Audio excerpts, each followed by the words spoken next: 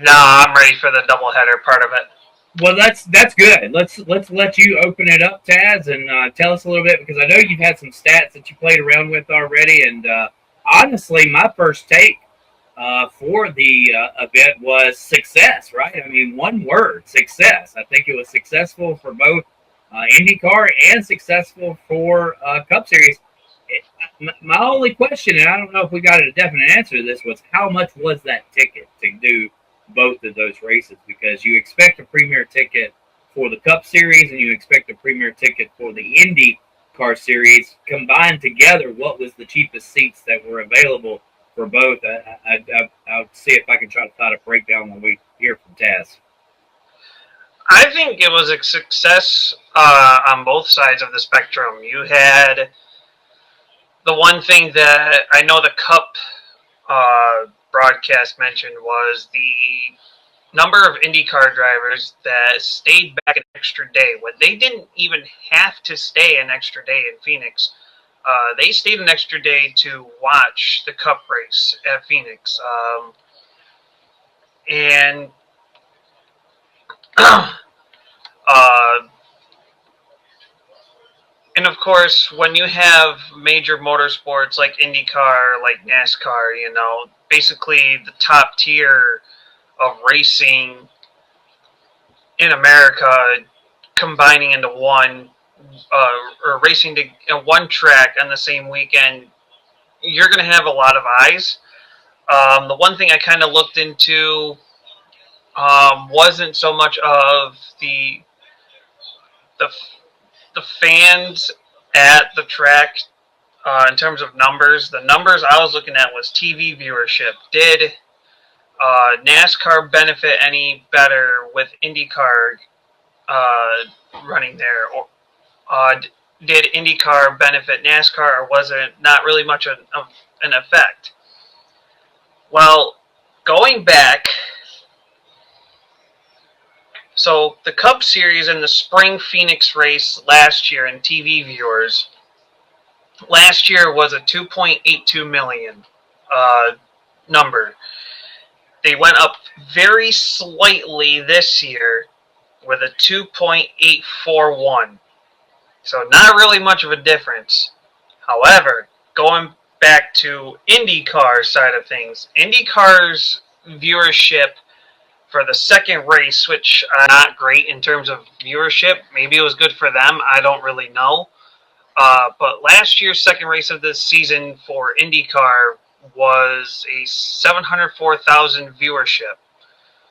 And this year, with it being at Phoenix, they went up drastically with a 1.247 million viewers for the IndyCar race. And they're ran on a Saturday afternoon race. Correct. I mean, that's a big boost. Get these numbers, TV numbers from is Adam Stern. And going on the comments for the IndyCar TV viewership ratings, a lot of fans they're not commenting, they're not saying, they're shouting, they're yelling, they're wanting more ovals, they want more doubleheader weekend races. Uh, so I think what maybe I'm getting out of this is IndyCar is trying to benefit more with NASCAR. They're trying to give viewers big time, get eyeballs big time, more than NASCAR is, and I guess they're trying to push for more NASCAR and IndyCar working together and come up with more doubleheader races or race weekends. Uh, I don't But know your but does takeaway from this that.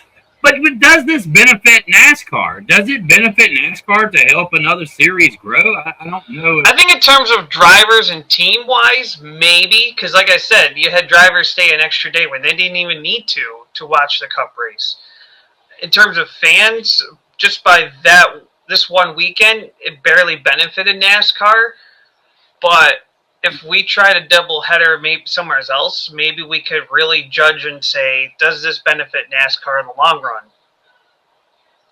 Yeah, I think what it says the most is that IndyCar viewers definitely want more oval tracks than road courses, which is kind of funny because IndyCar was originally an oval series and it turned over the last decade into more of a road course type series, and now it feels like they're kind of on their way back to ovals. I think I've seen a very big increase in viewership based off of what I really don't know why we saw almost a double in their viewership. I mean, 500,000 people more to almost 600,000, right?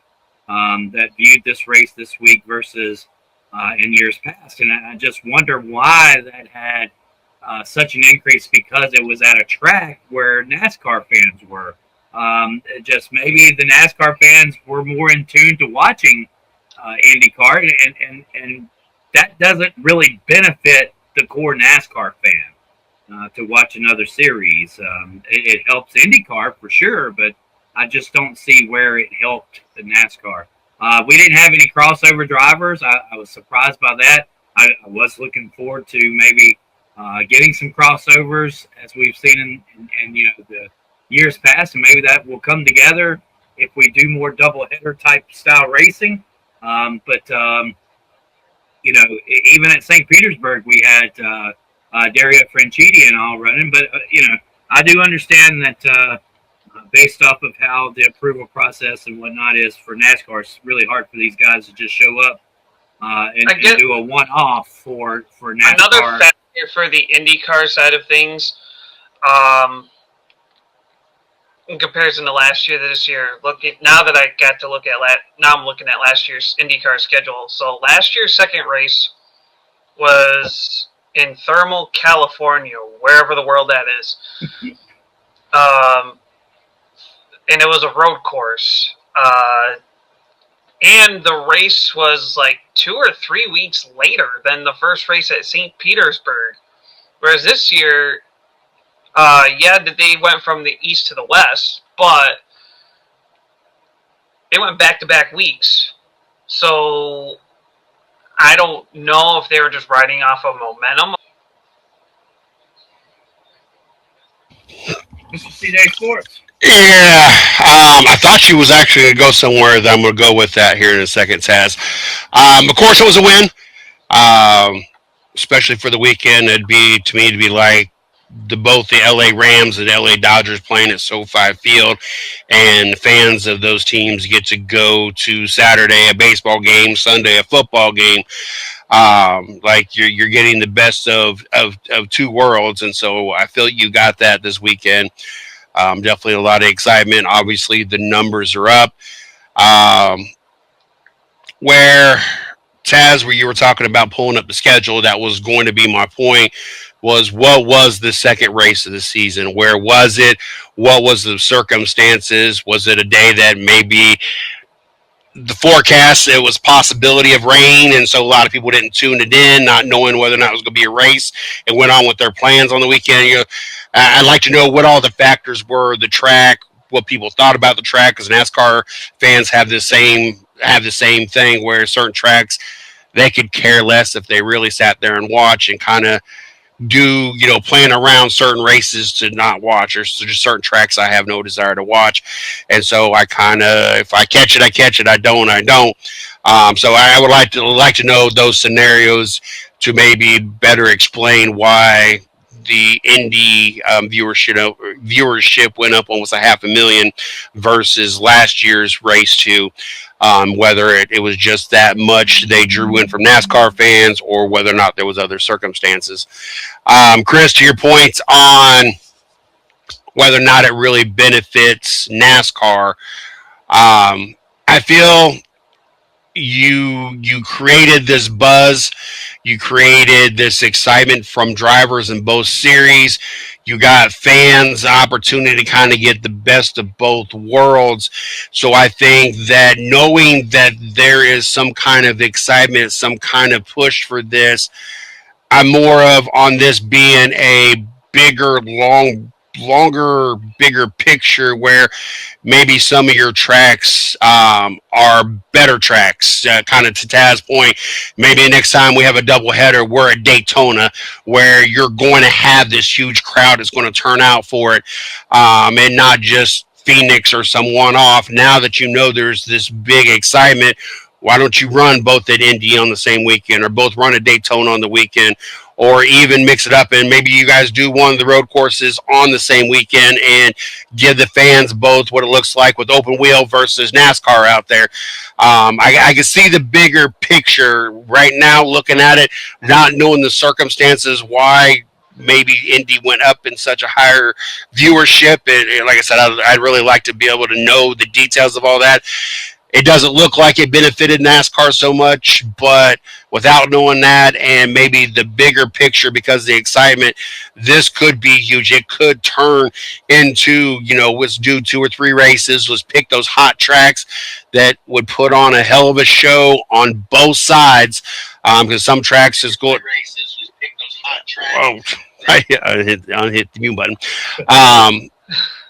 But some of those tracks Indy runs better on and NASCAR just doesn't put on a show, vice versa. So now that we got this buzz, now we got this excitement, now maybe we focus on doing this, but doing it at tracks we both know that both these cars will put on a hell of a show and kind of give the race fans an opportunity to see it from 2 different aspects, what it's like from the open wheel experience and the NASCAR experience. I think that will possibly be where NASCAR really sees the benefits from it. Yeah, I checked the ticket prices real quick, Taz. Let me get this in. I checked the ticket prices real quick, and it was like $60 for Saturday and $60 for Sunday. Not bad. $120 got you 2 Premier Series races. We've definitely seen higher ticket prices. That was on the lower end, but definitely on a weekend we can go to Talladega, and I think it's like $70 a piece, and that includes the Saturday event and the Sunday event. But when you're asking 2 Premier Series to be at the same place, you're going to have a Premier ticket for both days. But $60 a piece, that's not too bad. So I'm kind of impressed with that. Taz? The one thing in terms of not necessarily ovals in particular, and I had to see ovals because I know IndyCar fans are wanting more ovals for the IndyCar series. But I think when it comes to doubleheader situations, I know Daytona was mentioned, Indy's mentioned. Regardless if it's like Indy running the road course to NASCAR running the oval the same weekend, or Indy running the Indy Roval versus NASCAR running the Brickyard Oval. It doesn't. I don't think.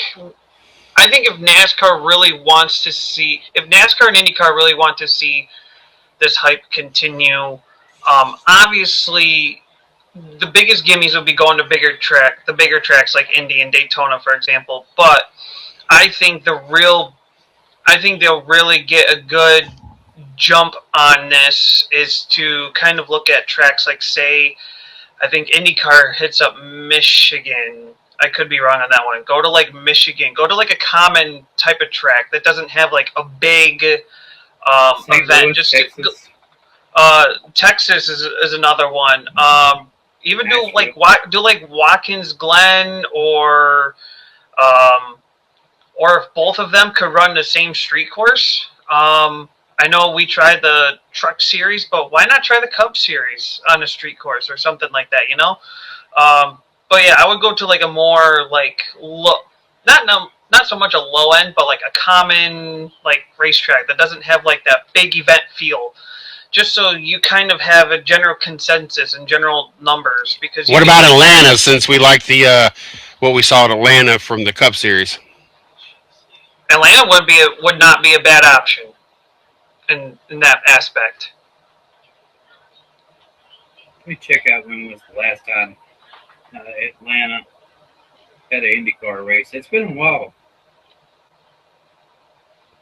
It sucks they shut down Kentucky because I know Indy used to run at Kentucky as well. Because that's when my father and my brother used to talk about they go to Kentucky. I always assumed they were going to the NASCAR race, and I found out that they were going to the Indy race. And of course, the Cup guys went there. I went there many times with the Cup guys. So it kind of sucks they shut that down because that would be a track that was obviously good to put on a decent show for both of them. Yeah, so the ovals that IndyCar is hitting up this year, obviously Phoenix, we know that. Had both of them used to run. They used to run Chicago. So Indy does. Indy this year is running at Worldwide Technology Raceway, or Gateway, as the common people know.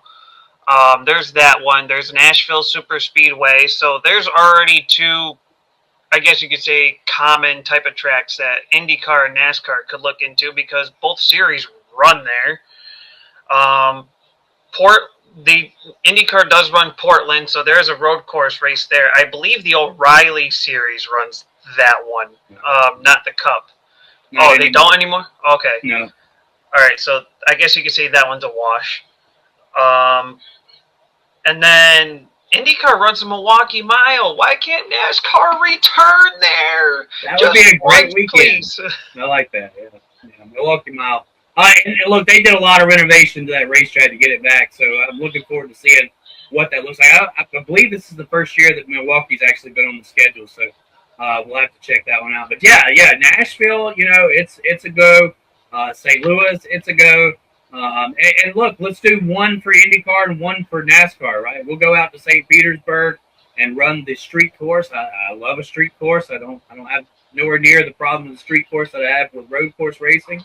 And then we'll let those guys follow us and back us up at maybe a St. Louis or Nashville or. My only one concern, though, and I mentioned this because I remember back when SRX was running at Stafford, I know that when you run one typical track for so long, like the weekly, like at Stafford, the main tire there is Hoosier. And the rubber laid down on that track is Hoosier, whereas as SRX, they run Goodyear tires. So when you're trying to lay down Goodyear rubber to grab grip, you're fighting with the rubber that's already there, and it's a different rubber. So IndyCar runs, I think General Tire. If not, I don't remember. No, I think it might be Firestone. But either way, they run a different rubber than NASCAR does. So if they do a Cup Series, IndyCar Series doubleheader, would NASCAR have to bring another series so they could lay down that Goodyear rubber to help the Cup guys out? That was funny that you said that because that was some of the commentating that if you watched the IndyCar race, they were impressed with the amount of rubber that was on the racetrack, which they said fed into a better racetrack for the Indy cars. So that is interesting how rubber can basically dictate series and whether or not the track feels good or a little bit loose or whatnot. Looking for the ultimate way to represent your team? Welcome to the 110 Sports and Collectibles Company. We are a veteran-owned business that takes pride in bringing the best in officially licensed merchandise. From the NFL and MLB to the NBA and college sports, we've got your fan cave covered. Visit us at any of our 4 locations. Find us in Monroe, West Milton, Hocking Hills, and Lancaster, Ohio. Can't make it in? Shop our full collection online at the 110 Sports and Collectibles Company. Make sure you follow us on Facebook and Instagram. There is only one nation, the 110 Nation.